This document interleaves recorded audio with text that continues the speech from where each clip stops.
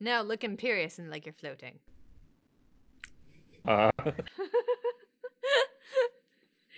You're an actor. Float.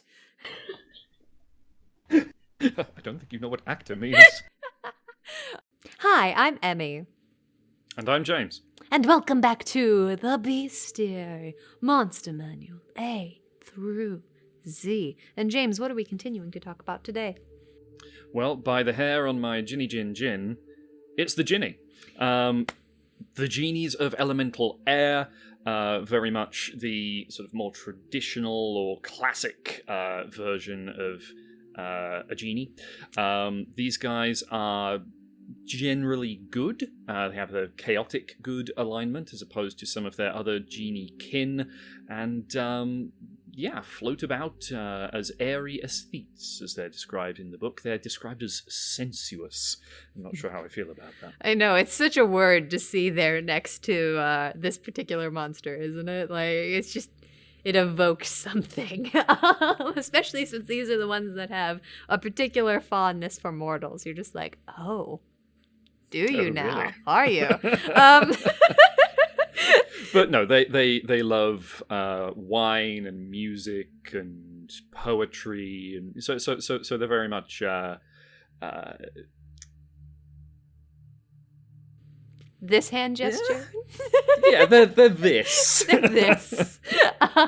These are the kind of creature you would very likely see at a spa. Just there. They just live there now. They just like nice things. They tend to And be why not? musculature and beautiful.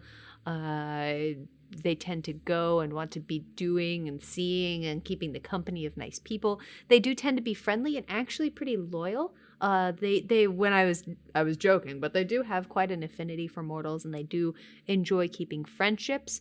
They can be, of all of the genies, probably the most easily convinced to do something for you. They're probably the easiest to trade with for their servitude.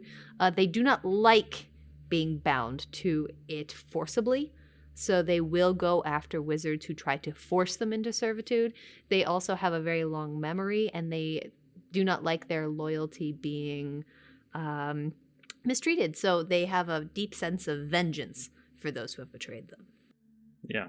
They have a very interesting attitude towards the idea of servitude, actually. They almost see it as inevitable. They're extremely long-lived, of course, and so they kind of take the philosophy of, well, it's going to happen. You may as well just accept it. And as you say, I mean, they don't like it, but they're probably the easiest to convince through bribery or flattery or some other means to take up the cause or service of somebody who has convinced them to. But yeah, as you say, if a wizard chooses to use magic to force them into a bottle or a lamp or some such, big no-no. They are going to, once they're able to, they are going to take revenge because, hey, I mean, they don't like the idea of being enslaved against their will. And actually, interestingly, all genies are described as keeping slaves, or at least accumulating them and desiring them. But with the Genie, it's much more of servants. They aren't forcing people to serve them. And if somebody were to say, actually, you know what, mate, I've kind of had enough of this, I'm leaving, the Genie will reluctantly acquiesce to this. They are not going to force anybody to stay against their will. So again, one very clear way of showing that these are good guys. Yeah, they're kind of like a really bad boss in some ways like that, but like, oh, but come on, I got all this nice stuff for you. We've got a break room. It's got snacks. Like, I mean, hey, once you've stayed here another couple of years, you get stocks. Yeah. Right? Totally fine. And I mean, if you look at the art, this guy is, of all of them, markedly the most human looking. Like, they're blue, obviously. I mean, but yeah, apart from that, their face isn't particularly distorted like the Freeti or the Dao. They have legs, unlike at the very least in this particular representation, unlike the Dao. I'm sure that you have a lot of creative control over that. But this particular one has legs. This one is a very pop culture easily to recognize lamp that's coming out of and the whole thing. Like if you grew up with the Disney movie Aladdin, this is obviously similar. I mean, of course, very clearly taking inspiration from the original legends and myths of the Djinn, of course, originating in Middle Eastern Arabian folklore. It very much has that kind of aesthetic in this particular representation, of course.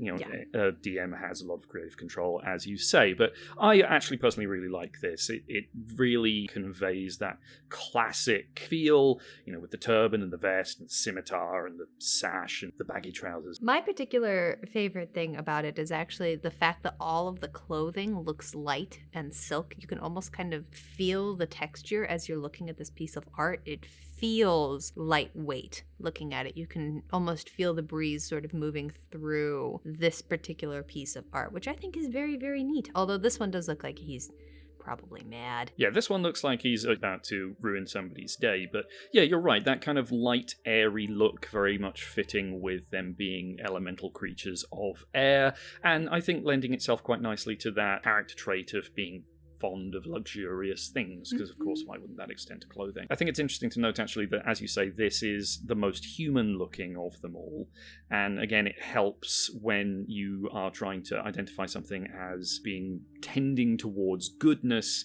as these do, to represent them as more human looking, because of course we have a tendency to want to like things that look like us. Yeah, it's a path. It's a path. It's a choice. And again, like you were saying, the DM ultimately has the highest level of creative control, especially when it comes to working with a genie. They're a very lore-heavy creature. They're a very powerful creature. In Tasha's now, you can actually have warlocks whose patrons are genies. So all of these are going to be highly individual, and something that I think if you were building one into your world, you could have a lot of fun with personalizing each and every one, both in the way that they look and their personalities. You could really go to town with how much you want to be true to this. Absolutely. I mean, and speaking of them being powerful and acting as patrons, potentially, for the Genie, you can introduce the variant where they can, again, as in the classics, they can grant wishes. You can actually have the Genie have access to the use of the wish spell. And of course, with that classic trope of a particular perversion in the words used to make the wish, potentially benefiting the genie or leading to some unforeseen consequences. Yeah, this one also has true polymorph too. Yeah, super powerful. So this variant. easily able to disguise themselves.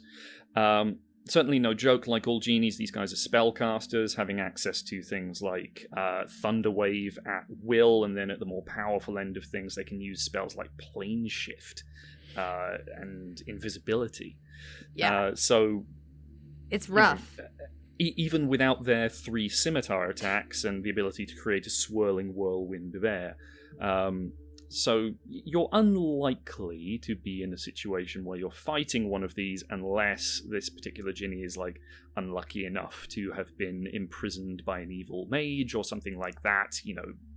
Classic sort of D&D shenanigans.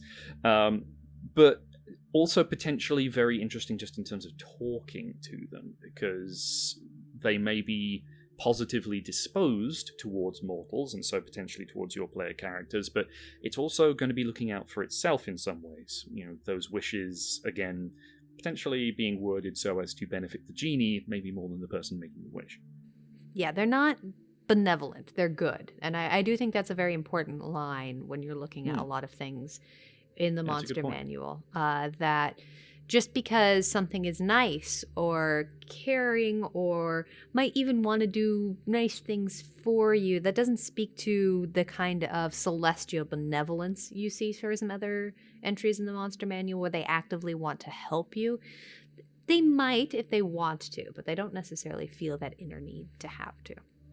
Yeah, I mean, without diving too deep into the warren that is moral philosophy, good is a very broad term, and benevolence is only one particular flavour of it.